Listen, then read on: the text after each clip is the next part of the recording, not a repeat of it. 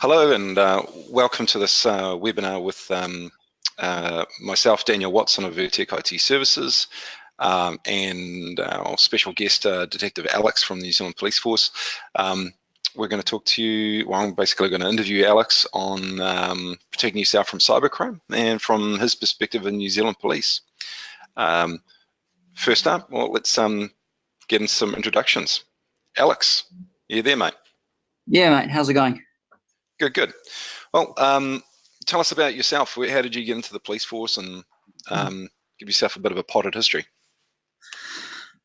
Okay, well, where to begin, I guess. In my early 20s, I was working in IT, sort of subcontracting and in and around, I guess, sort of an assistant administrator's role. And my plans had always been to join the police. So a little while ago now, probably coming up close to 10 years, made the jump to do that.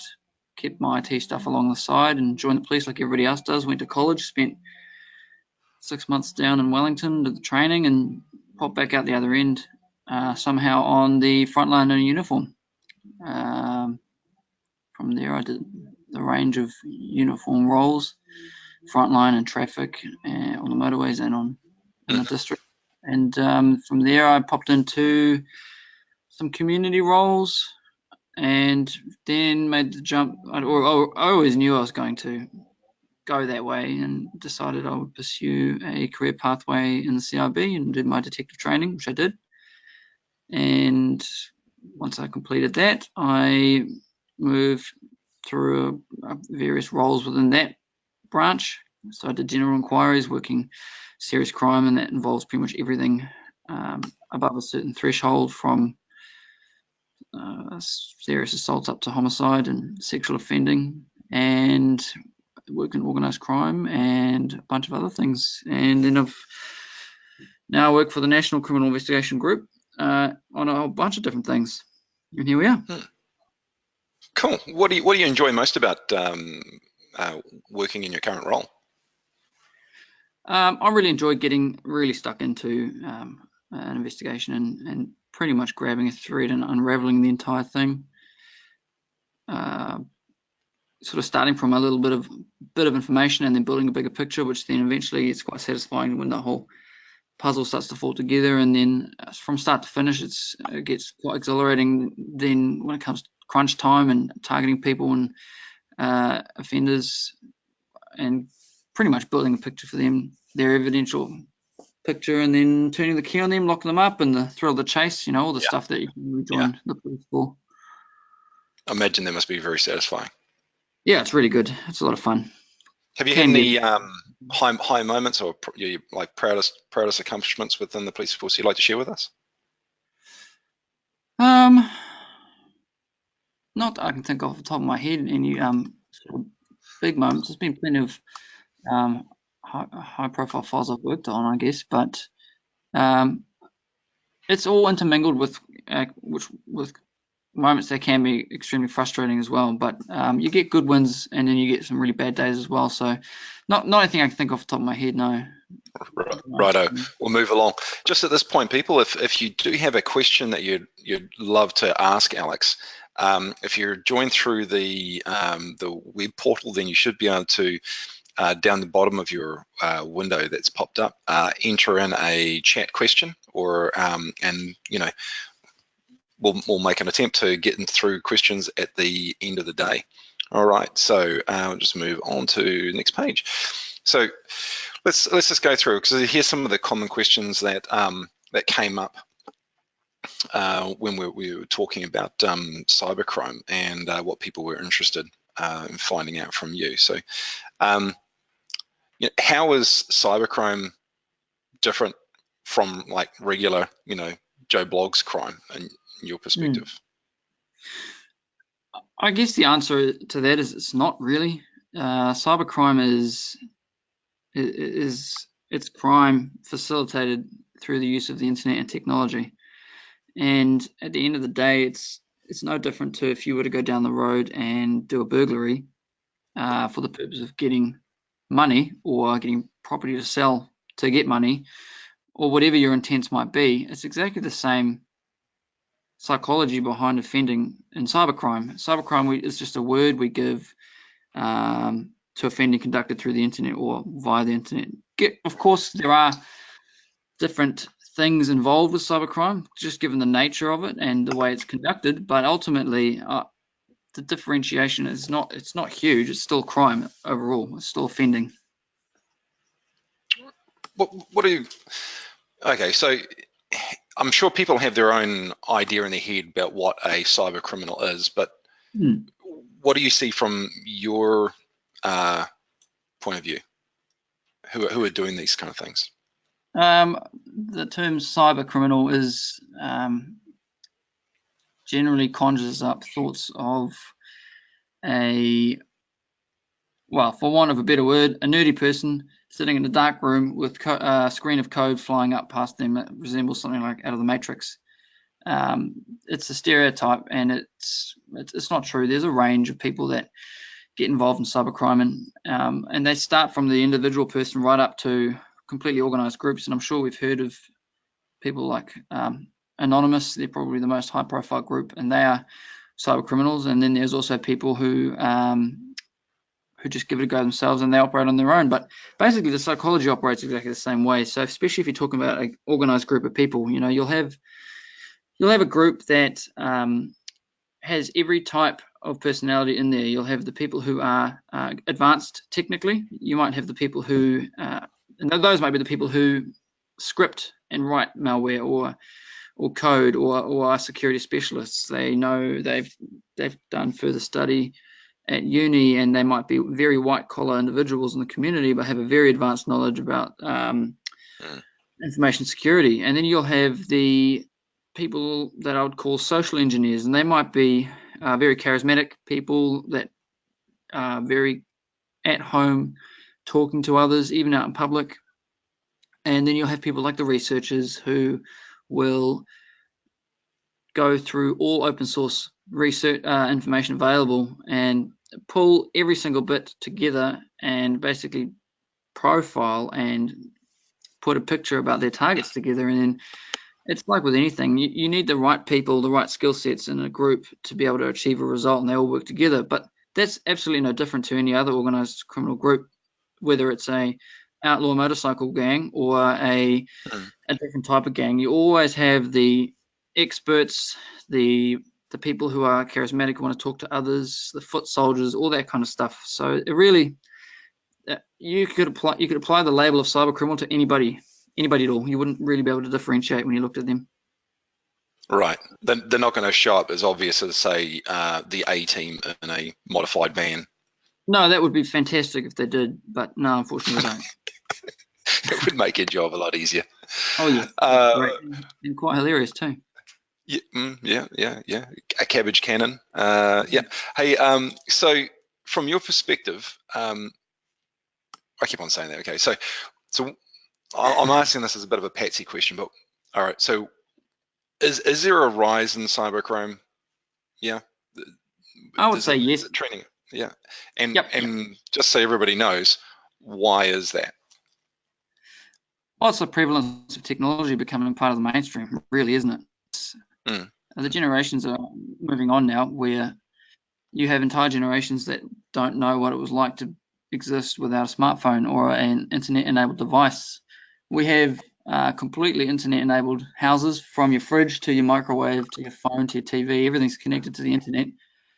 And with that, that sort of prevalence of technology comes increased education and expertise around how to use it all. So you've got kids that are barely able to read and write, but yet they are very au fait with being able to navigate on a smartphone and do all sorts of things that didn't even exist until the mid to the end point of some generations' lives, you know what I mean? So it's just very common, and as that becomes more common, people learn more about it and how to use it for offending and get wise to how it can help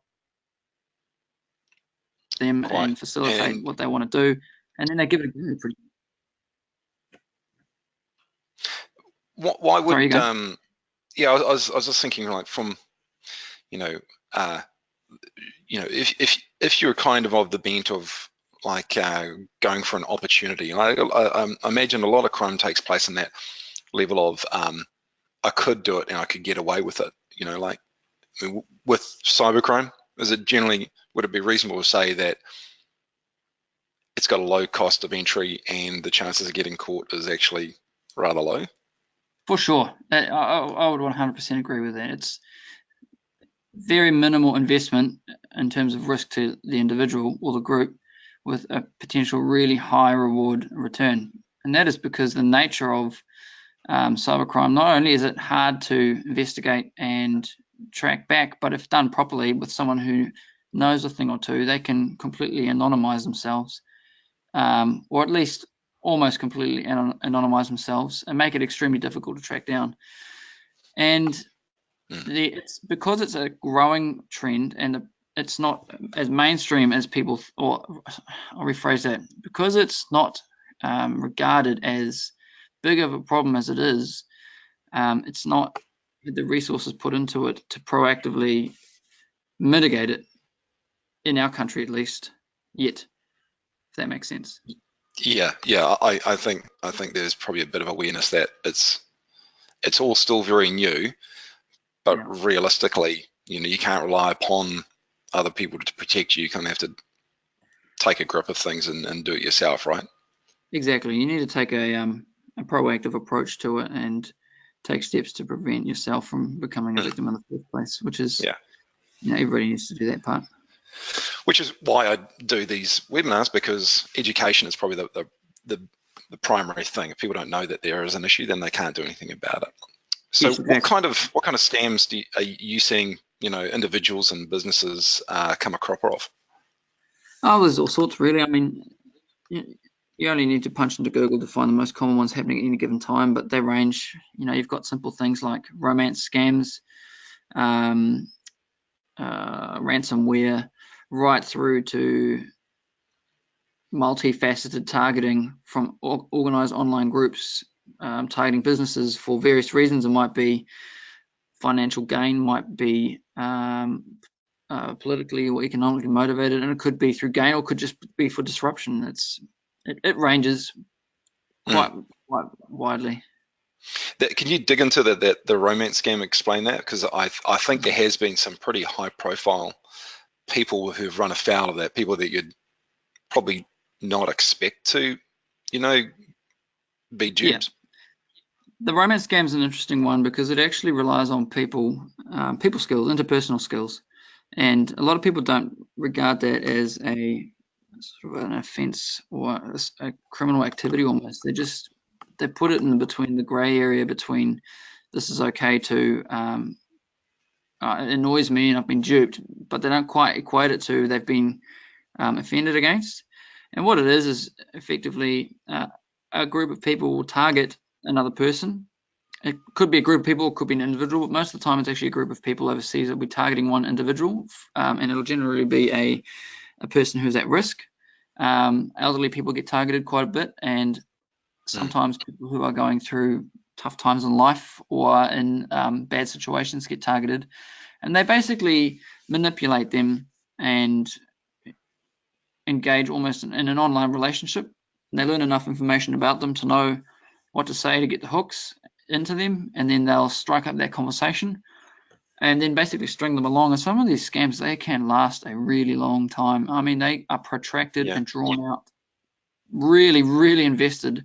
And sometimes at the other end of the scams, you'll have a team of people that are basically managing or manipulating this person to eventually get to the end goal. And it's typically characterized by an online relationship that is from overseas, so that the person is faceless and isn't tangible, and then it will be quite romantic. There might even be photos exchanged. It's never the person, of course, on the other end, and then it will escalate. A problem will pop up for the person overseas who they're talking to, and it will. At first, the problem might not need any help at all from whoever's being scammed, and it might just be, I'm having these issues. They talk through it, and then they start to build the bond more, and then more problems creep in that get bigger slowly, and it might be really small to start with, might be non-monetary to start with, and then eventually that it'll lead to, I need your help with money. Can you send me money to help with this problem? And at that point, quite often the people are so heavily invested in this online fake relationship, they will start to send them money. And there are occasions of like good tens of thousands, 50 grand plus being sent to these people. And it's only after somebody else, family or friends, have stepped in that they've realized this has been a whole big scam, and it's far too late. Yeah, it's incredibly sad when you see those stories on the news. Oh yeah, and they're becoming more and more popular, those types of scams. And it doesn't rely upon any real technical Nope. capability. It's just, using a tool that's already there, email or Facebook or some That's other right. kind of messaging tool. And that's the other thing with cybercrime, is that people stigmatize cybercrime as overly technical and complicated, and you actually need to take away that the layer of complexity that people put over cybercrime, and actually just look at it for what it is, and that is crime facilitated by computers, essentially. And you don't actually need to know a lot to do a lot. Yeah, I mean, you can go online nowadays, jump onto Tor, and if you're, a little bit curious, you can find your way to some incredible stuff out there where you can, basically order online cybercrime as a service. So you don't actually have to know anything. You can just pay the money and give them the target, and they'll go. Exactly. The Onion Router is a great example in accessing the dark web. Yep, there's a dime a dozen resources down there for anybody who's a little bit shady.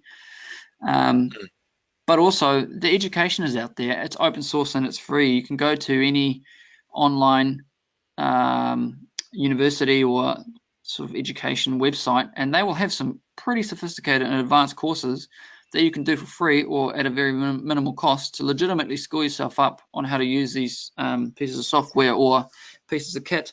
And from that point, once you have an aptitude and understanding into how something works legitimately, well, you have developed yourself an aptitude to learn how to use things illicitly, for offending and things as well. Okay, so who is a target out there? What is anybody kind of like, hey, I don't have to worry about it? No, I don't think everybody should go, I don't have to worry about it, but I also don't think we should be strapping on our tinfoil hats and bunkering down either. It's like anything else. It's the same question can be applied to how at risk are you from a burglary? Should everybody be not worried about it? Well, no. If you leave your house unlocked during the day and you go on holiday, it's pretty big. You're seriously upping your risks of getting burgled and having all your stuff stolen. It's the same thing when it comes to cybercrime. I don't think there's a particular target. I think the people who are likely to be targeted are the easiest ones.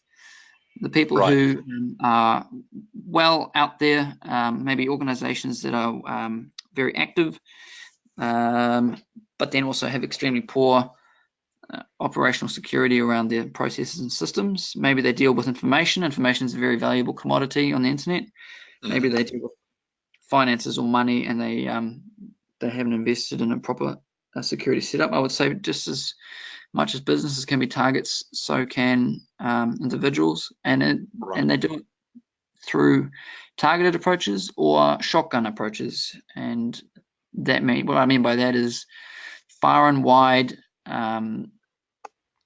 hooks, email scams, phishing scams, things like that, in the hope that one bites, and as soon as 1 or 2 or 10 or 20 or 100 bite, they'll then target those people. It's almost like you step up, put your hand up to be a target if you respond to some campaigns, Yeah, quite right. I mean, I've been to client sites where I've seen exactly the same email. Different people have responded to it in different ways, but they've targeted a segment like property lawyers, and then and it's like exactly the same email, and they get hooked in because it seems legitimate. But if they just kind of looked at it from a different angle, they might have picked it up. By the way, I have put in a handout on some in the webinar down the bottom there. There is a red flags to look at with regards to email security. And from my perspective, I think that's where 75% of the infections come from. So yeah, if people are keen to have a look at that, or print that off and pass it around to everybody in your family, business, or wherever, that would be great. Alex, what about, and you've told me a story about this, but is corporate espionage, like spy versus spy, a thing in New Zealand? Hang on one second, I'm just going to plug my device in.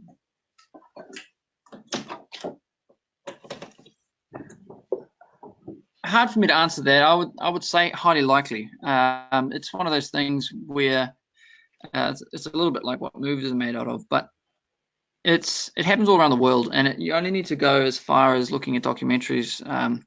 A really great one, and I'm sure some of you have probably already seen it, is a documentary on Stuxnet, which is a piece of malware was essentially developed by the military in the USA. And so that's a pretty high level example, but it actually does a really great job on illustrating just how high level this can get.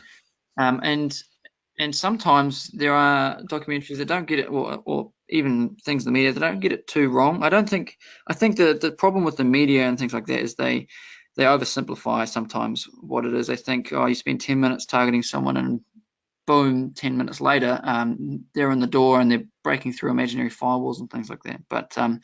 I think there is certainly things that go on, and there are dangers, especially for businesses out there, with the availability of so much information online and the footprints that people have online. If people wanted to target other businesses, they could do it very easily. And how just can you give us an example of how that might look? Because I think what you're talking about there is that kind of what is available, Yep. for anybody to kind of find out, and how they can use that to lever their way in. Yes, absolutely. I mean, if I was to think of, I think the story you're talking about basically is the USB drop story. Is that the one? Yeah, I mean that's one way. I mean, go on, tell us about that. Okay, so I mean, if someone wanted to target another person, whether it be a business or an individual, there are so many ways to do it. And I use the story because it actually happened overseas, and it's a good example of demonstrating how cybercrime isn't always actually purely cybercrime. And let's say company A wanted to either infiltrate or attack company B for whatever reason. It might be to up them in the competition or to completely destroy their business. And you have some savvy people in that company, and they might do everything that they can to research the opposing company. So it might be that they build up a profile picture of their accounting team, and that information is most likely publicly available, either through business profiles or networking groups or any number of other LinkedIn, yeah, LinkedIn, Facebook, you name it. Social media is just everywhere, so it's hard not to find something out about someone. If you can maintain a visible presence on the internet, that's job well done. And it might be that they build up a good record of company emails and their names and things like that. And then it would take very, very little bit of technical knowledge to be able to spoof some internet domains and start sending emails that are very similar to, start having emails that are very similar to, or very, very, very similar to their actual company domains. What you could it's just literally one character different, and it's a different place altogether, and the humans tend to just kind of skim over slight inconsistencies. Yeah. And if you do it right well enough, you might change an I to a 1 or an L to an I and things like that. And 95% of people will never pick that up. They'll just gloss straight over it. And that might be the first step, just getting enough information so that they can create these emails. And then they might do things like go on the internet, research a lot of malicious software, and find something that they think will work. And they could, and this is something that's been done, drop a fake courier package to the other company. It could be a sponsor or something relevant to their field, sending them a little marketing package. Here's 5 free USB sticks that are branded in your company name for for you, and there might be a business hook. Just come and call us, and here's something free for nothing. I would bet $100 that eventually one of those USB sticks gets plugged in somewhere, because somewhere at point in time, someone's yeah. going to remember, actually, we have a bunch of USB sticks that no one's opened. It might not be straight away. Someone could plug them in, and that's pretty much it. Away you go. And then you've got something on the inside of their networks which completely bypasses all the security that everybody has invested in. And Yeah. and then you move into deploying a bunch of different pieces of software that exist out there, and you don't need to know how to use them necessarily, because you can just download them from various places, and you pretty much use a manual with most of them. Yeah. And the victims may not even know. They'll just keep using the stick, going from, and it could end up on any number of machines. Yep, exactly. And that stick could end up being sent to other businesses. It could be sent to transport documents to a range of places all over the place. USB sticks are one of those things we just discard and we don't think about, because they're so common but so useful at the same time. Because how often does something not work at a presentation when you can't connect your laptop to your projector, or the computer that's in the room doesn't work, or something like that? There's so many different reasons and uses for them, and it's such a common little item that people don't pay much attention to it.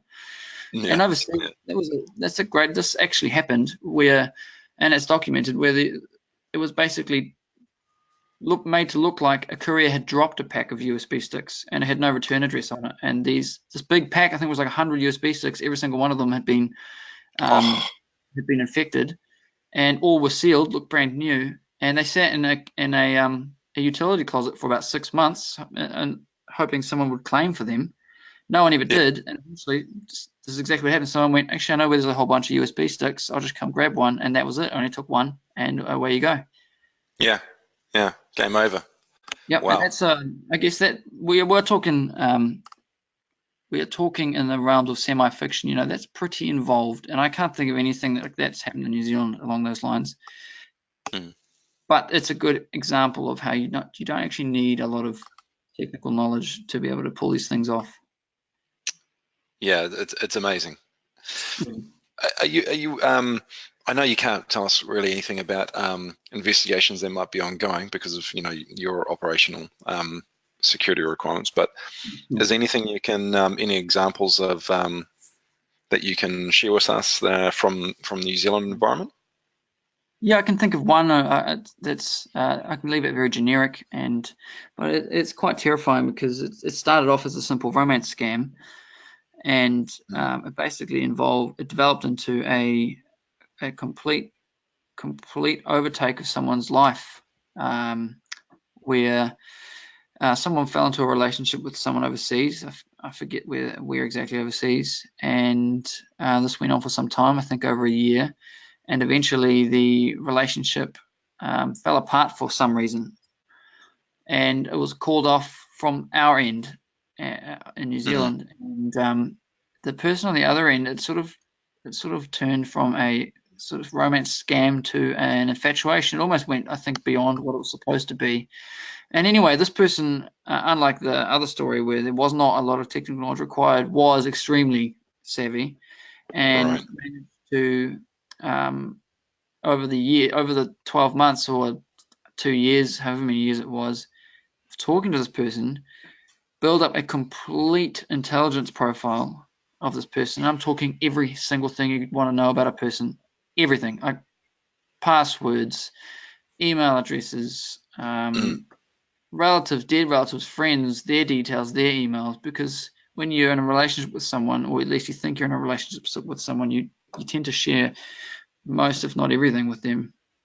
Yeah. So when it came time for this person to turn vindictive and sour, they were armed with everything they needed to have to launch a full-scale attack, and they were able to break into their networks, their private networks, and control web cameras.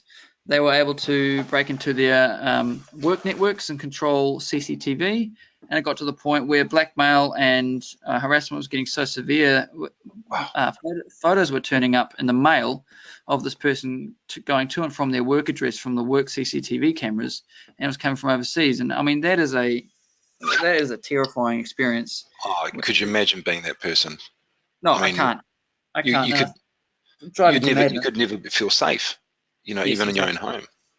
Yeah. I was listening to a podcast the other day, and it was talking about a woman in the UK who works for a essentially like a battered women's shelter, and what she's seen as quite common is spouses in a separation type environment where the spouse has been abusive, but has shared custody, um, will give the children a smartphone.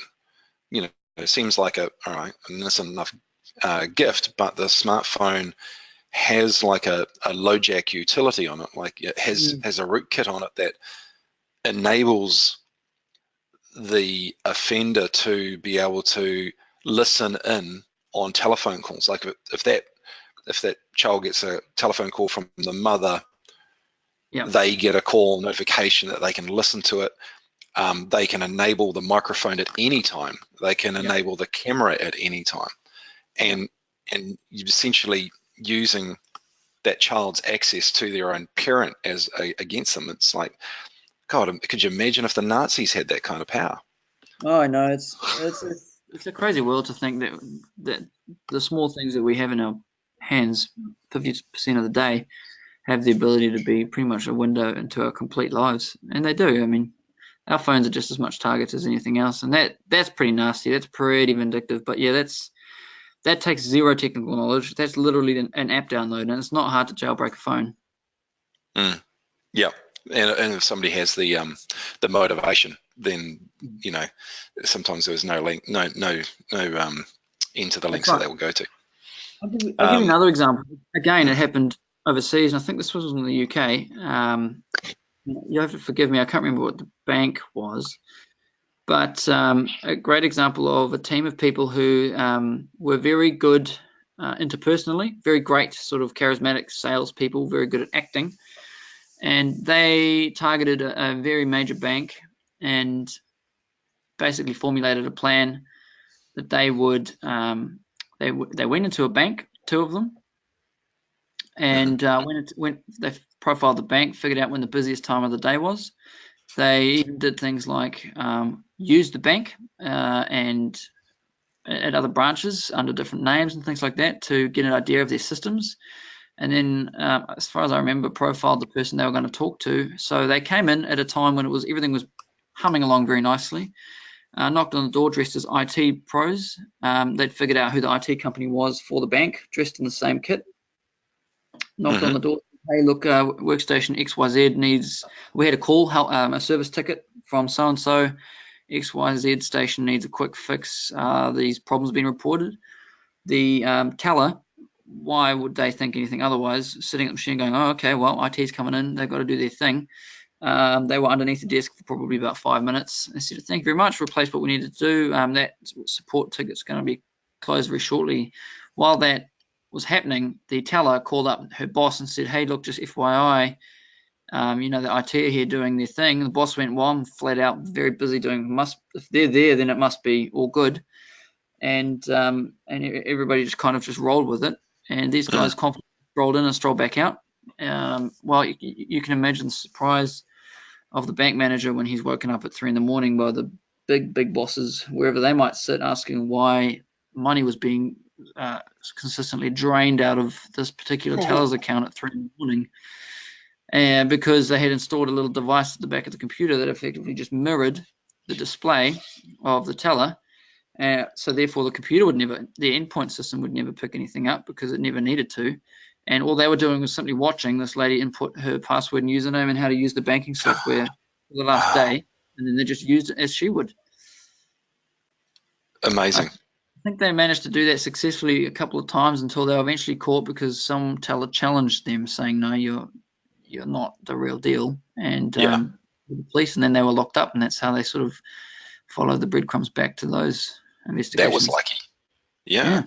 I mean, for me, the times when I've just walked into a client's site, I mean, I'm wearing my branded clothing, and I've walked in on a day and I don't recognize anybody in the office, and I just say, hi, I'm Daniel from Vertec IT Services. I'm here to do server maintenance, and they just wave me in, and the server room's unlocked, and I just think, yeah, but you don't know who I am. I don't even know who you are.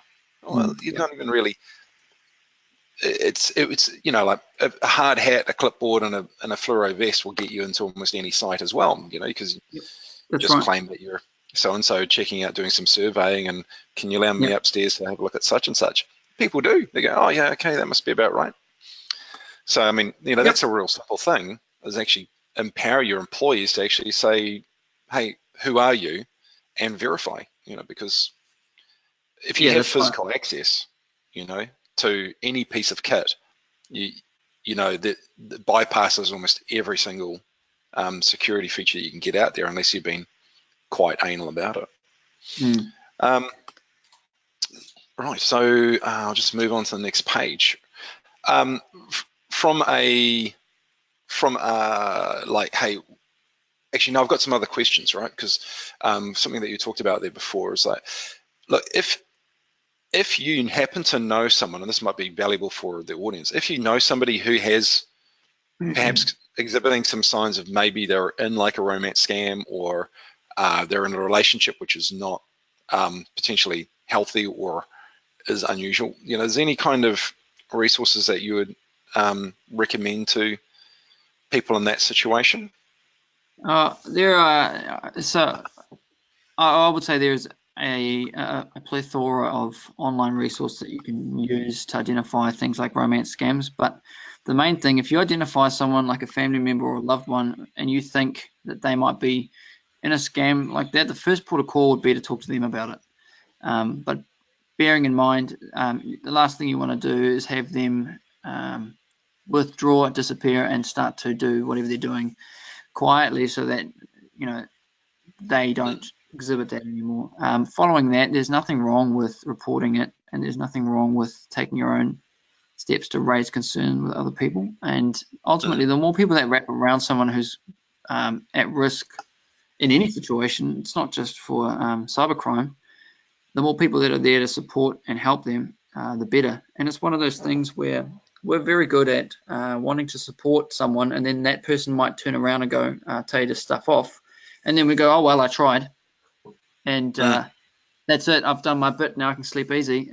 Unfortunately, it's more than that. You need to keep at it, and it's a persistent thing, even as frustrating, as annoying as that might be, because ultimately it comes down to you're still going to be helping that person, and eventually they're going to come out of it, no matter how frustrating it is along the way. Yeah. To be supportive is the main thing. I'm sure there's, there's got to be elements of shame involved in that people can get sensitive to. That's right. What about for the sorry? We're very good as human beings and wanting to be something to be true, but also knowing that it's probably not. And hoping that they haven't been. That's right. Scammed. Yeah. Because it would just be too terrible an idea to bear. For Joe Average, like what should, if they find themselves in a situation where they just realize that they've clicked something, or hey, that guy who came to the office, I don't think he was legit. What should they do in those kind of situations? Oh, it depends really on what's happening. So if you've clicked on something, and it might be to do with a phishing scam, like an email scam, quick proactive steps, you can pretty much mitigate everything if you figure out it's dodgy straight away, changing all your passwords, taking that on yourself and things like that, and taking a note of the whole thing you've gone through in terms of your email and stuff like that, and then dropping a report into CERT. If it's things like you've had someone physically come in and gone the whole hog and installed something on your site, well, there's a whole range of other offences coming into play there. Burglary for one, trespassing, things like that. You'd probably, I'd be making it to the police pretty quick. But also you'd be reporting that to CERT, because they do hold the reporting obligation for cybercrime in New Zealand, and they then refer on to this. Yeah, I mean, what I often tell clients is in that situation, like if it is malware, then pull the network cable or switch off the computer, Yep. but segregate it, put it in quarantine, because Yep. if there's something running on it, you don't know what it's going to be doing out on the internet, and call for help, Yep. so quarantine it, call for help. Yep. At this point in time, I think there might be something coming in the future, but is there any kind of legal requirement to report like a breach of security or cybercrime within your Because organization? for the police, because that doesn't fall into the police's realm. It falls under CERT, and you'd have to go to them to get clarification around if there is a legislative obligation on people to report cybercrime, because they Yeah, refer a lot. They are the primary reporting body in New Zealand, and they provide the police with referrals. right. But having And said that, so mm, absolutely nothing wrong with reporting anything that's happened to the police themselves. yeah, yeah, Between the two agencies, they work very well together. A solution is always, it's always worked on. yeah. I think from the big, well, the things that we see in the news tend to be the ones where it's a large organization has been hit with something, That's right. and Yeah. we're gonna find out about it one way or another. But yeah, I mean, it can be a PR nightmare for a company, the kind of Yeah. thing that could be gravely damaging. But there are ways to handle it, and again, that's probably about seeking the right kind of help, whether it's cybersecurity insurance ahead of time, so that if you do have a data breach and you're losing private information or have lost private databases containing confidential info, it actually takes a lot of resources, one to clear out a network, and also to get out there and notify the people as they should do. I think that's probably a more ethical response than hiding it and hoping that nobody knows. Yeah. Too Um, right. The mm, best method of protection is prevention, and that is taking yeah, appropriate steps in the first place to ensure that the risk to you or an organization is significantly mitigated, so mm, that when it comes time for someone to target you, it becomes too unattractive to them to pursue you. And that yeah, means taking the right steps, having proper backups in place, investing a little bit of money to save a lot of money in the future, and having a good firewall, having someone look or set up your network in a way that doesn't leave security flaws. And a mm, lot of the stuff is back to basics maintenance that a lot of providers and IT pros just don't do. yeah, Especially if you yeah, have in-house IT support, a lot of the time people will leave it very, very open because they just work on it in-house, and the sense of accountability isn't on them. It's actually still in the organization. right, yeah, and often there might be just enough resources dedicated to get it working. But once you've got it working, there's kind of like to get it secure, that takes as much effort again, often. Yep. And a lot of And the then time it's it comes down to budgets. And it's like you wouldn't have a vehicle fleet that you'd never ever service because you just end up with broken cars. mm, Really, you should be taking the same approach to your IT systems and networks. If you don't pay to get service or have the proper upkeep, you're just going to have everything broken and vulnerable. yeah, And it's going to cost you more money in the long term. It's a false economy. yeah, just chancing it and hoping for the best. That's right. Yeah. Okay. So look, we've done 45 minutes. I know your time is precious.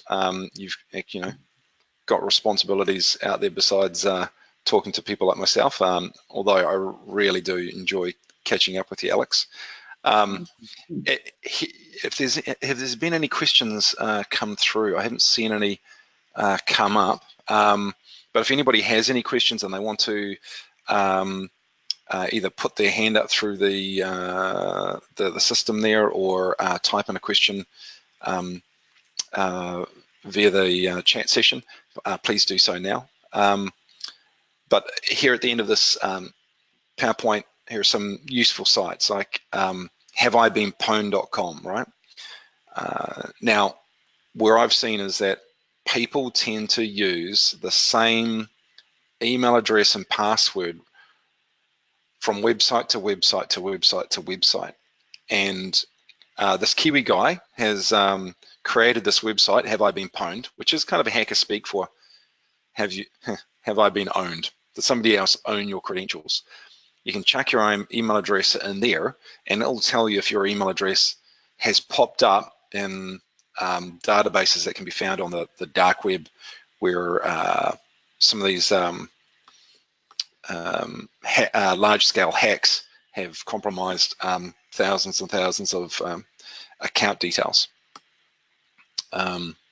Alex mentioned CERT, CERT.govt.nz. There's actually a bunch of information there, which is quite useful from if you're an IT person or if you're a business owner or a director. There's actually a stack of info in there as well. And sans.org has a stack of ready-made templates that you can basically put a few different things in there and post them out. Ooh, I see that Amber has asked a question. Okay, so do you think cybercrime poses a significant enough risk for businesses to insure against, or is a vigilant approach sufficient? Alex, what do you think? It wouldn't be right if I was to suggest people should take out insurance. That would be like me trying to sell insurance to people. Yeah, no, but, fair enough. I would say that a vigilant approach is the absolute necessity to protecting yourself. It's so important. Yep. It poses a big risk, to answer your question, Amber. It really does. And the problem is that it's not a matter of everyone's, like there's an army of cyber criminals out there targeting everybody. It's the possibility that you might be targeted and the potential costs that it can have to you or your organization. It can, in some cases, it can completely obliterate your business, because just imagine everything you have worked on or owned is completely destroyed everywhere. And not only, and you might take steps to make sure all your data is backed up remotely and fantastic. It's really great, but if they've managed to compromise your systems well enough, no matter what steps you've taken, it's like following again the cookie crumbs along a path, and they'll get to every single system and compromise it and lock you out of it or delete it or whatever they want to do with it, or sell it or distribute it. Yeah, I don't have a horse in that game. I don't sell cybersecurity insurance, but there are some clients that I would say you have sufficient information to make yourself a target. Like, I mean, think like if you're an accountant, you probably have access into a bunch of different systems or sufficient information that an attacker could leverage to get themselves into multiple organizations in one hit. You're probably worth getting some cybersecurity insurance, because that would enable you to perhaps recover from an attack, and at least recover the public perception of your organization. Yeah. I mean, yeah. Good question. It was a great question. Thank you for that. Sorry to interrupt you, Daniel, but it's a good question around there. But one thing to also think about is an insurance policy doesn't undo what's been done. You know, if you crash your car, your insurance policy doesn't rewind time and stops your car from being crashed. If you are completely compromised and say all your data is stolen and you've compromised all of your clients, whatever you might do, maybe you're a health provider or a financial institution, you're never going to recover from that. Even if your liability is up to XYZ dollars, they're not going to cover you for your entire business going under, because all your trust and confidence has been lost as a result, even if it's not your fault. So insurance is pretty good for things like getting your systems back up and running, maybe covering some form of liability and getting back to business as usual, but they'll never fix the damage it's caused to your actual business. Yeah. I had another question. And I almost lost it. Oh God. Okay, so so one of the things I often talk about with clients is adding in layers of security. Like there's not a silver bullet for it, but like if somebody's going out there and trying to, because often it's not personal, right? They're just going for whatever is easiest. Yep. Yep. So as long as you're not the lowest hanging fruit, you're reducing your exposure enormously by putting in a few really basic layers, right?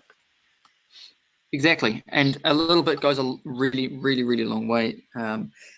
Being mindful of what you put out there on social media or in business profiles, even if it's just really having a good look at the information and stepping back and going, well, could this information, if taken into the wrong hands, be used to figure out other information about me? Being mindful around things like or being vigilant around basic stuff, making sure that what you click on is what you're supposed to be clicking on. Small things like that, making sure that you update your software on your computers, pay attention to things like that, and don't become complacent around other things. If we're talking about physical security, make sure your kit is secured, make sure it actually is locked away. The amount of times I would go, just like you, into businesses in the past and work on servers and whatnot, and it's all free access to everybody because that's what feels comfortable, blew my mind. Just keep a key, keep it locked away. If I can't physically access something, I can't plug into it. Passwords, I would say passwords. You said before that you reckon 75% of breaches happens through emails. I think even more than that happens through basic passwords and people figuring them out easily. It's like you said, people use, no matter what they tell you, and there's of course exceptions to the rule, but the vast majority of people will use 2 or 3 passwords and cycle them through everything. And if it only takes one potentially to really stuff everything up for you. So using things like password managers, these are all things that people, including myself, I see these tips come through in your emails or whatnot, and you kind of roll your eyes and go, oh yeah, whatever, it's not going to happen to me. But if you don't make yourself an attractive victim, they aren't going to target you. Yeah. Actually, things like the password management, I've been using them for years, and it just makes life a lot easier. Like, I can increase my security and reduce my kind of CPU load on the poor old grey matter by just that little tool. It's like it's yeah. Exactly. And these days, with the smartphone syncing up to that password tool, means you don't have to think about your password ever, anywhere. It's awesome. I can't remember who said it. There was actually a quote from someone who sort of started implementing when passwords became a big thing. Back in the day when it was all very new, the passwords, there wasn't a real need for them, but they reckon that passwords are the biggest security flaw themselves for security, and organizations all around the world are trying to work on ways on how to completely eliminate them. And that's where things like two-factor authentication start to come into play, because passwords are so easy to beat, but two-factor authentication, you can't beat that unless you've also physically stolen someone else's device or phone or done a really great job. That's a really great, another little additional layer of security that you could chuck in there. If you ever have the option, always chuck on two-factor authentication. Absolutely. Hey, just one little question. How effective is like the free like things like Windows Defender that comes with a computer? I'd say very effective. Something's better than nothing, right? Yeah. And while it might not be the leading edge piece of software in the world, it's something, and it should always, if you've got it in there, don't turn it off, leave it on, because they're updating. So many people do. They turn it off. They're updating. They're working in alliance with all the other big anti-malware, antivirus, and firewall providers in the world, constantly updating their dictionaries and their databases of attacks and malicious software, and that's constantly updating on your computer. And if you turn it off, you stop your computer from knowing what's bad and what's good. Yeah, that's right. I mean, it may be a few weeks behind on the latest signatures if it's free, if they're not paying for the latest stuff, but it's still better than nothing. I've come across sites where I've picked them up from a previous IT guy, and usually it's post an infection of some kind, and you find that there hasn't been an update in 7 years to any computer because the guy had the idea that updates only cause issues, and better not to have the updates. It's like, what? No, exactly. That's upside down logic. Humans aren't perfect, and when we create software or firmware on computers, we create them as best we can, but you can't predict the future, and someone can figuring out how to use or reverse engineer something that might exploit something. So the developers are forever patching these things as they pop up. There's people all over the world. In fact, there's open call to arm campaigns for bug finders or bug hunters, and I know that Google used to offer huge money for bug hunters, and it was an open challenge to attack their software, and if you could find a bug and report it to Google, you'd get paid. Depending on how good you were and how often you did it, there was the famous Google Black credit card if you became really good. I don't know if they still do that, but this is the kind of stuff that's happening. And when people then go on, the updates are bad, well, updates are literally the result of people researching on how to fix things or make them better. Yeah, it is that point. Is that that like the Petya and the WannaCry outbreak of ransomware? I mean, it happened in June last year, but the patch for it that would have prevented its spread and protected the systems had come out, was released in March. So only, when I saw that come out, I did a quick search on our client's database, on our client's update database, and I was like, oh, there's 2 machines which haven't been updated. Okay, we just remote onto those machines and get them done. All right, and then all right, I'm safe from that one. It's a lot easier for us, but I mean, when people avoid doing the updates, that can be frustrating for us when we're trying to manage their systems. And sometimes hardware makers get it wrong too. And I think of the recent or semi-recent crack vulnerability in WPA network security, and which is of course the most common network security protocol in the world, and that's hard built into the hardware. You can't patch. You basically have to throw away your own device and buy a new one that's had that patch released from factory. And I guess what I'm getting at with that is to be mindful or to take note of these things when they pop up and they get media exposure, because they do. I remember when crack came out, it was a big deal and people were really freaking out. What are we going to do? And as it turned out, people can just be vigilant with it and it just blew over.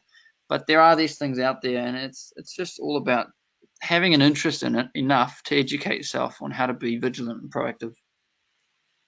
Awesome. Hey, that's it's coming up to the turn of the hour. I don't want to hold you back. I'm sure you've got crime to fight and do the hard work of the investigator out there. Thank you very much, Alex, for taking this time to talk with us today. I really appreciate your efforts out here and helping secure the nation against the bad guys. So, cheers to you, mate. No problem at all. Thanks for having me on. All right, good stuff. Hey, so I'll close this, wrap this up now. And if anybody does have any questions, which has arisen out of what the topics we discussed today, feel free to drop me an email, daniel@vertec.co.nz, or give me a call on the number that's in the webinar. This is all recorded, and I'll be posting that out at the completion of this once it's all been processed. So have a safe day out there, people, and enjoy your winter. Cheers. Cheers. All right.